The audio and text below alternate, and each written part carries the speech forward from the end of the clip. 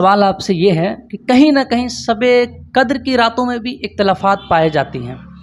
کوئی لوگ 21 23 25 زیادہ طور پہ لوگ کا جو ہجوم ہے وہ 27 کی راتوں میں ہے. اب تو یہ بتائیے کہ اللہ کے رسول نے کن راتوں میں ہم لوگوں کو شب قدر کی رات کو تلاش کرنے کے لیے کہا گیا ہے؟ بہت اچھا سوال کیا جمیل بھائی نے شب قدر کے تعلق سے. اور یہ بالکل ایسا ہی ہوتا ہے کہ ہم بھی معاشرے میں رہتے ہیں، ہم لوگ جانتے ہیں کہ عام طور پہ لوگ پورا زور ڈالتے ہیں صرف 27ویں کی شب کو. تو اس تعلق سے کیا کہتا ہے قرآن یا کیا ہمارے نبی کریم صلی اللہ علیہ وسلم نے اس تعلق سے رہنمائی کی ہے؟ تو دیکھیے، آپ صلی اللہ علیہ وسلم اعتکاف کیا کرتے تھے، اور اعتکاف کرنے کا مقصد ہی ہے شب قدر کو پانا. جب آپ صلی اللہ علیہ وسلم کو پورے طور پہ یہ بات بتا دی گئی کہ آپ آخری عشرے کا اعتکاف کریں، تو اعتکاف صلی اللہ علیہ وسلم 20ویں کے بعد 21ویں سے شروع کر دیا کرتے تھے حتیٰ کہ آخری رات تک. تو اعتکاف چونکہ پورے 10 رات کا ہوتا ہے، تو 10 راتوں میں خاص طور پہ عبادات کا آپ اہتمام کیا کرتے تھے. مقصد یہی تھا شب قدر کو پانا. تو اور احادیث میں بہت ساری روایتیں ہیں، لیکن زیادہ مستحکم جو روایتیں ملتی ہیں وہ آپ صلی اللہ علیہ وسلم نے کہا کہ شب قدر کو رمضان کے آخری عشرے کے طاق راتوں میں تلاش کرو. Odd night, not even. Odd night یعنی کہ 21ویں شب، 23ویں شب، 25ویں شب، 27ویں شب اور 29ویں شب. یہ 5 روایتیں بہت زیادہ ہیں. ان 5 راتوں کی روایتیں بہت زیادہ ہے. کچھ روایت میں 17 بھی ہے، 19 بھی ہے، لیکن جو بھی ہے وہ طاق راتوں میں ہے. اور اس کا تعین قدر وہ آپ صلی اللہ علیہ وسلم کو نہیں بتایا گیا، وہ اللہ تعالیٰ نے اس کو مخفی رکھا ہے. اور اسی میں امت کے لیے بھلائی ہے. اگر اللہ تعالیٰ چاہتا تو ایک رات کا تعین کر دیتا، اور آپ صلی اللہ علیہ وسلم ہمیں بتا دیتے اللہ تعالیٰ کے بتانے پر. چونکہ اللہ تعالیٰ نے خود مخفی رکھا ہے. اور ایک مرتبہ ایک حدیث اس کے تعلق سے ہے کہ آپ صلی اللہ علیہ وسلم کو اس رات کا تعین قدر بتا دیا گیا تھا، اور آپ صلی اللہ علیہ وسلم آئے تھے امت کو بتانے کے لیے. لیکن 2 صحابیوں کو دیکھا آپس میں جھگڑتے ہوئے، اور آپ صلی اللہ علیہ وسلم ان 2 صحابیوں کو صلح کرانے میں لگ گئے. اور جب آپ نے ان کے جھگڑوں کو صلح میں بدل دیا، پھر جو آپ کو شب قدر کا تعین دیا گیا تھا وہ اس لڑائی جھگڑے کی نحوست سے اللہ تعالیٰ نے آپ کے حافظے سے وہ مفقود کر دیا. پھر آپ صلی اللہ علیہ وسلم نے کہا کہ دیکھو، میں تو ایک اچھی خبر لے کر کے آیا تھا، تمہیں صحیح شب قدر کا تعین دینے آیا تھا، لیکن تمہارے جھگڑے کی وجہ سے اللہ تعالیٰ نے وہ علم میرے ذہن کے حافظے سے اٹھا لیا. تو اس سے پتہ چلا کہ رمضان میں لڑائی جھگڑے نہیں کرنا چاہیے. ٹھیک ہے؟ اور اگر جھگڑے ہو 2 بھائیوں کے درمیان تو اس کو صلح کرا دینی چاہیے. اور تمہارے اس جھگڑے کی نحوست سے ایک صحیح چیز کا علم اللہ تعالیٰ نے اٹھا لیا. تو اب بہتر یہی ہے، اگر کوئی ایک رات کا تمہیں بتا دیا جاتا تو کیا ہوتا، تم صرف ایک ہی رات اہتمام کرتے، بقیہ راتوں سے تم محروم ہو جاتے. لیکن اللہ تعالیٰ تمہارے ساتھ بھلائی چاہتا ہے. وہ چاہتا ہے کہ تم زیادہ سے زیادہ کثرت اعمال کرو، کثرت عبادات کرو. اگر ہم ایک رات کرتے، اب ہم کو 5 راتیں ملی، اور اگر اعتکاف میں بیٹھ جائے تو پھر 10 راتیں ہوں تو ساری راتیں مل جائیں گی. تو کم سے کم اگر کوئی اعتکاف میں بندہ نہیں بھی بیٹھتا ہے تو کم سے کم 5 راتوں کا اہتمام کرے. اور اگر وہ مسجد میں اعتکاف کی حالت میں نہ بھی ہو تو کم سے کم 10 راتوں کا گھر پر ہی یا مسجدوں میں ہی اہتمام کر لے. تو شب قدر کو تلاش کرنے کا حکم ہے. ٹھیک ہے؟ 21 23 25 27 29. لیکن لوگ زیادہ جاتے ہیں 27 کو جاتے ہیں. تو خیر یہ چیز دیکھیے، جس چیز کو اللہ تعالیٰ نے مخفی رکھا ہے اور اس کے نبی نے مخفی رکھا ہے، تو پھر ہم لوگوں کو بھی اپنے طور پہ اس پہ زور نہیں ڈالنے چاہیے. چلیے ٹھیک ہے، 27ویں شب کے لوگوں کا زیادہ گمان ہے کہ ہو سکتا ہے، تو ہو سکنے والی بات ہے. تو ہو تو 21 کو بھی 23 بھی ہو سکتی ہے، 25ویں سے ہم لوگ 5 رات کو اہتمام کریں، اور اس سے بہتر ہے کہ ہم لوگ 10 کا اہتمام کریں، تاکہ ہم زیادہ سے زیادہ اعمال نیک بٹور سکیں. اور آپ صلی اللہ علیہ وسلم نے کہا کہ تلاش کرو، مطلب کیا ہے کہ ہم لوگ کمر کس لے عبادات کریں.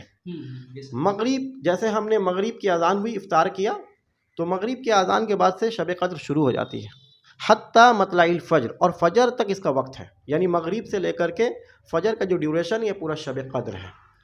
تو ان رات میں کیا کریں؟ سوال آپ کا یہ تھا. بڑا سوال کوشچن ہے کہ اس رات، یہ کوشچن دیکھیے، یہ سوال جو ہے بہت زیادہ جگہ پوچھی جاتی ہے کہ شب قدر کی راتوں میں ہمیں کرنا کیا ہے. تو تو اس کے بارے میں بہت سارے لوگ جانتے بھی ہیں اور بہت سارے لوگ محروم ہیں، نہیں جان پاتے کیا دراصل دیکھیے سب ایک ایسا ہوتا ہے کہ شب برات کی راتوں میں لوگ جاتے ہیں، نماز پڑھتے ہیں، قرآن پڑھتے ہیں، لیکن شب قدر کی جو رات ہے اس میں کرنا کیا ہے مغرب کے بعد، اس کے بارے میں تھوڑا ہم لوگ جانکاری لیتے ہیں۔ دیکھیے شب قدر کو تلاش کرنے کا حکم ہے، تو تلاش کیسے کریں؟ مطلب اس کا اہتمام کرو، ٹھیک ہے، شب قدر کو پانے کی کوشش کرو، خود بھی اپنے گھر والوں کے ساتھ، آپ کے امی ابو ہے، بھائی بہن ہے، اگر آپ شادی شدہ تو آپ کی بیوی بچے ہیں، تو ان سبوں کے ساتھ اس رات کا اہتمام کیا جانا چاہیے۔ تو اس میں ہم لوگ کریں گے کیا؟ دیکھیے عبادات جو ہے، عبادت اللہ کی کرنی ہے اور طریقہ رسول اللہ صلی اللہ علیہ وسلم کا اپنانا ہے۔ تو عبادت اللہ کی کریں گے اور طریقہ نبی کریم صلی اللہ علیہ وسلم کا اپنائیں گے۔ تو نبی کریم صلی اللہ علیہ وسلم نے شب قدر کو کس طرح سے تلاشا ہے، ٹھیک ہے، آپ صلی اللہ علیہ وسلم کا یہی معمول ہوتا تھا کہ آپ دعا و اذکار میں لگ جایا کرتے تھے۔ اب دیکھیے عبادت میں وہ تمام چیزیں شامل ہیں، یعنی کہ آپ نماز بھی پڑھ رہے ہیں وہ بھی عبادت ہے، آپ ذکر و اذکار کر رہے ہیں وہ بھی عبادت میں شامل ہے، آپ تلاوت قرآن کر رہے ہیں، قرآن فہمی کر رہے ہیں، آپ قرآن کو ترجمہ کے ساتھ پڑھ رہے ہیں، تفسیر کے ساتھ پڑھ رہے ہیں، یا پھر آپ کچھ آیت قرآن کا جانتے ہیں اور 4-5 لوگوں کو بیٹھا کر کے اس کی وضاحت کر رہے ہیں، دوسروں کو نصیحت کر رہے ہیں، قرآن کی آیت کو سمجھ رہے سمجھا رہے، یہ بھی عبادت ہے، درس قرآن کر رہے ہیں۔ یا اسی طرح سے آپ نے کچھ وظیفہ پڑھنا ہے، وظیفہ پڑھ رہے ہیں، یا پھر خاص طور پہ آپ دعا کیجیے، اس رات میں دعا کا بہت اہتمام کرنا چاہیے، کیونکہ دیکھیے ہم لوگ جانتے ہیں کہ انسان کی تقدیر اچھی بھی ہوتی ہے اور بری بھی ہوتی ہے، ٹھیک ہے، اور تقدیر کا فیصلہ اٹل ہوتا ہے، لیکن یہ بھی آپ صلی اللہ علیہ وسلم نے فرمایا کہ اگر کوئی چیز آپ کی تقدیر کو بدل سکتی ہے تو وہ دعا ہے، ٹھیک ہے، اور یہ بھی تقدیر میں آپ کی لکھی ہوئی تھی کہ آپ دعا کے ذریعے سے آپ کی تقدیر بدلے گی۔ تو اس لیے ہماری تقدیر میں کیا لکھا ہے یہ تو مجھے نہیں معلوم، لیکن آپ کو یہ محسوس ہو رہا کہ میرا کام اچھا نہیں چل رہا، میری تقدیر میرا ساتھ نہیں دے رہی ہے، کچھ بھی کام کرنے جاتے تو برا ہو جاتا ہے، کچھ اچھا نہیں ہو رہا ہے، کچھ خیر والا معاملہ نہیں ہو رہا، آپ کو ایسا محسوس ہوتا ہے کہ میری تقدیر ٹھیک نہیں ہے، تو اگر آپ کو یہ گمان غالب ہو تو پھر آپ دعا کا سہارا لیجئے، اپنی تقدیر کو بدلیے دعا کے ذریعے سے، کیونکہ کہا کہ دعا جو مومنوں کا ہتھیار ہے، یہ ہتھیار تو آپ کے پاس ہے، اس کا استعمال کر کے آپ اپنی حالات کو بدلیے، چونکہ اللہ نے کہا کہ یہ رات میں پورے 1 سال کا فیصلہ ہوتا ہے۔ تو اگر آپ کو ایسا محسوس ہو رہا کہ میری تقدیر صحیح نہیں ہے تو دعاؤں کا اہتمام کر کے اس کو بدل دیجئے۔ تو اس میں ہم لوگ خاص طور پہ اور بھی اللہ کی جناب میں، اور خاص طور پہ اگر ہم رات کی تہائی پہر میں، ٹھیک ہے، فجر سے پہلے، ہاں فجر سے پہلے جو سحری کا وقت ہوتا ہے، رات کے 2:30 بجے، 2 بجے، 1 بجے یا 12 بجے کے بعد سے آپ جو ہے قرآن بھی پڑھیے، تلاوت قرآن بھی کیجیے، درس قرآن بھی کیجیے، پھر آپ جا کر کے نمازیں بھی پڑھیے، یہ سب نفل نمازیں ہیں، ٹھیک ہے، کم سے کم 8 رکعتیں، جیسے آپ صلی اللہ علیہ وسلم نے فرمایا کہ آپ صلی اللہ علیہ وسلم کا قیام اللیل ہوا کرتا تھا رمضان کی راتوں میں یا رمضان کے علاوہ بھی، تو آپ صلی اللہ علیہ وسلم رات کی نمازیں قیام اللیل 8 رکعت نفل نماز پڑھا کرتے تھے، جسے ہم عام طور پہ تہجد بھی بولتے ہیں۔ تو کم سے کم ہم لوگ اس رات میں 8 رکعت نفل نمازیں پڑھیں اور مع 3 رکعت وتر، تو کل ملا کر کے 11 رکعتیں ہیں۔ تو 8 رکعت نفل پہلے پڑھ لیا کیجیے، جو بھی سورہ آپ کو یاد ہو، سورہ فاتحہ کے ساتھ جو سورہ بھی آپ پڑھنا چاہیں وہ آپ پڑھ سکتے ہیں، کسی بھی سورہ کو خاص طور پہ پڑھنے کی کوئی قید نہیں ہے، ٹھیک ہے، جو آپ کو قرآن سے یاد ہو آپ پڑھیے، پورے خشوع و خضوع کے ساتھ پڑھیے، پورے دلی اطمینان کے ساتھ اللہ کے حضور میں حاضر ہو کر کے کہ اپنے نگاہوں کے سامنے اللہ کو موجود رکھیے کہ اللہ تعالیٰ کو ہم دیکھ رہے ہیں یا پھر اللہ تعالیٰ مجھے دیکھ رہا ہے، اور نماز پڑھیے پورے خشوع و خضوع کے ساتھ، اور اللہ تعالیٰ سے لو لگا کے دعا مانگیے، گڑ گڑائیے، روئیے، آنسو بہائیے اور اللہ کو پکاریے۔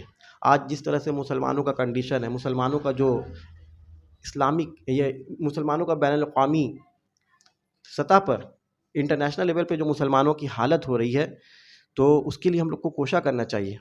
ہم لوگ فلسطین کے مسلمانوں کے لیے آج کچھ کر نہیں پا رہے ہیں، جبکہ ہر سال ہم دیکھتے ہیں کہ رمضان کے مہینے میں خاص طور پر، ٹھیک ہے، ان لوگ کے لیے تو ان لوگ کے اوپر ظلم، گویا کہ ان لوگ کے لیے تو یہ قیامت صغریٰ کے مانند ہے، ٹھیک ہے، اور پورے عالم کے جو مسلمان ہیں کچھ کر نہیں پا رہے ہیں، بڑے افسوس کا مقام ہے۔